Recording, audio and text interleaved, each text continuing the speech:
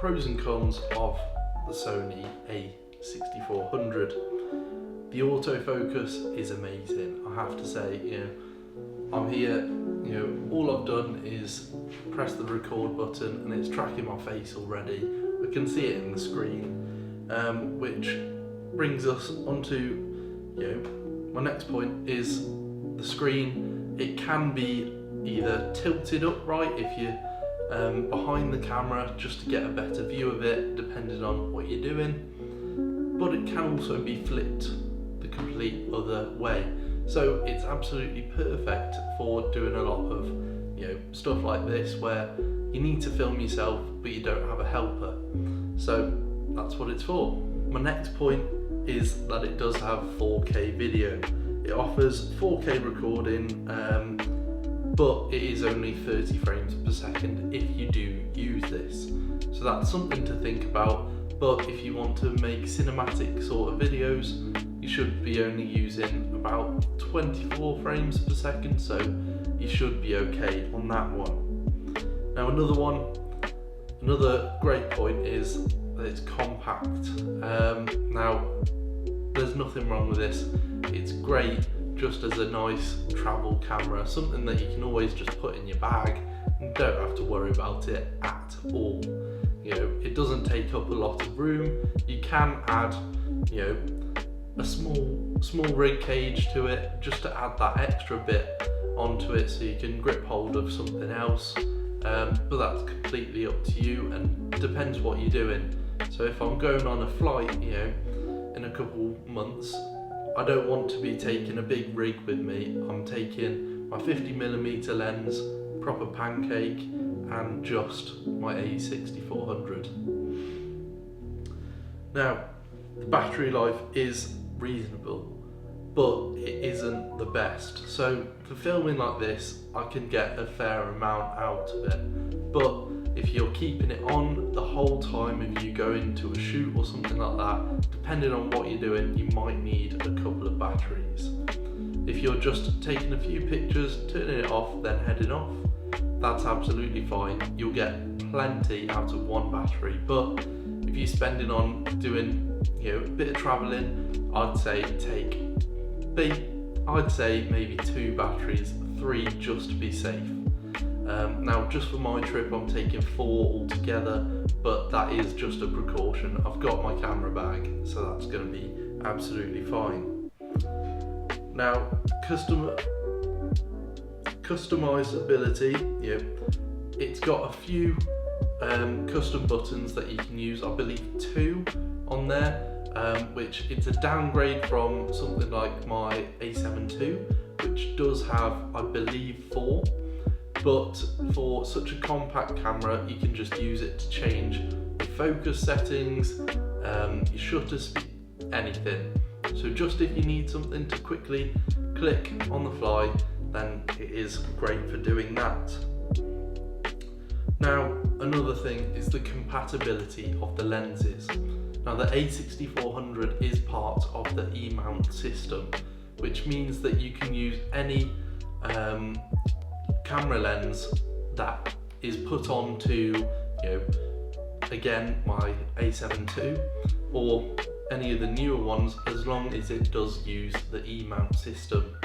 That means that any lens that I am using for any other cameras, I can use for these, but it will crop in slightly. I believe it's 1.5% increase, so this 28 to 70 lens would probably be around 35 to probably around 80 to 85 lens. So just keep that in mind depending on what shots you're doing, but it shouldn't be too bad of a problem. Now one thing about this camera is that it doesn't have any in-body stabilization. That means that you will have to rely on things like tripods or optical stabilization in the actual lenses, depending on what sort of footage you're trying to get. Now you can use post-processing in your video editing processes, where you can stabilize the footage depending on what you're doing, but if you're just going strictly raw from the camera to the screen, it's not the best if you're moving a lot. So just keep that in mind. And going back to one of the things I said before, it doesn't have 4K 60 FPS. So depending on the videos that you're doing, I would keep that in mind. It's not the best camera for doing things like slow motion. You can do, I believe, 1080 60.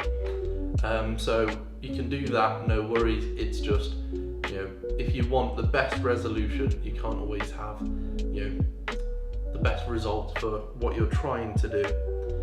Now, depending on if you're doing professional work or not, it doesn't have a dual card system, which means if one SD card does get corrupted, the other one, you won't have another one to back up on it. So it is just one card, but Sony, they've done an amazing job. Any SD card I've used, whether it's SanDisk or a bit of a cheaper brand, I've not used things like Lexar just yet, but anything like that I've not had a problem with at all. I do back it up on an SSD as well, but you should be absolutely fine. Now, going back to professional work, it doesn't have a headphone jack, unfortunately. So it does have a microphone port, which does wonders because the microphone in the camera isn't bad, but if you're going around doing vlogging and things like that, or just talking to the camera just like this, it might not be as good as you want it. So for professional work, sometimes you use headphones just to monitor what it's sounding like, things like that.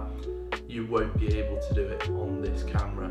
Now, another factor that I did bring up before is the small grip, which it's a nice comfy grip, but it is again quite small. So some of you, if you have bigger hands, if I'm wearing gloves, I use large, so I've got pretty big hands, but compared to this camera, it's fine. If you're just holding it around, it's absolutely fine, but depending on how you are with, kind of cramping your hands up, I would suggest getting a cage just to beefing up the hand grip, just to make sure that you've got a proper hold of it and that there's no chance of you dropping it at all. Now, this camera is amazing, not only for beginners, but if you're in the mid-ranges, it's perfect. I'd say if you're a very beginner, I'd say go for the A6000.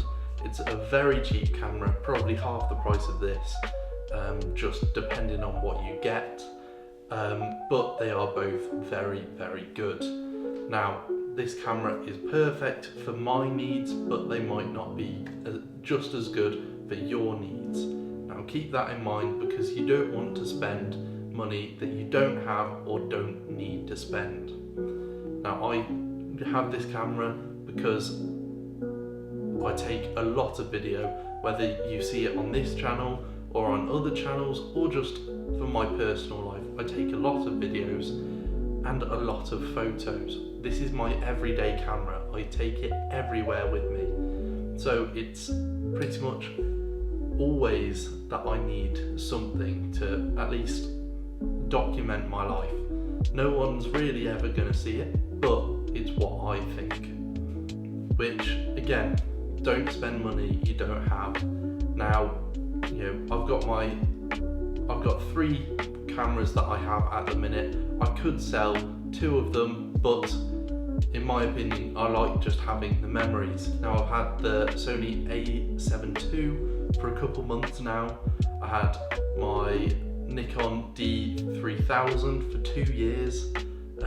So, it's just a lot of attachment, I'd say. So, either of them I could get rid of because I have this. This probably does a better job than the other 2. But because I'm using this and the A7 II at the minute, the A7 II is full frame. I think it takes, very good photos. I'll interchange them both. So it's just up to you which one you prefer, which one you would suggest getting for yourself or someone else. Well, thank you so much for watching. I hope you enjoyed, and I hope this may have made up your mind about getting the A6400. Now, it is a great camera, but just remember, get what you need, not just what you want. You know, it's not all about getting the best camera. You know, this camera's from 2019. I have another camera, I think from 2014, 2015. It's not the newest. I'm not going to go out and buy, you know, Sony FX6 or FX3 or something like that. It's not all about the best stuff. Just get what you need and don't spend more than you have. Thank you so much for watching. Make sure to drop a like, comment and subscribe. Thank you. See you in the next one.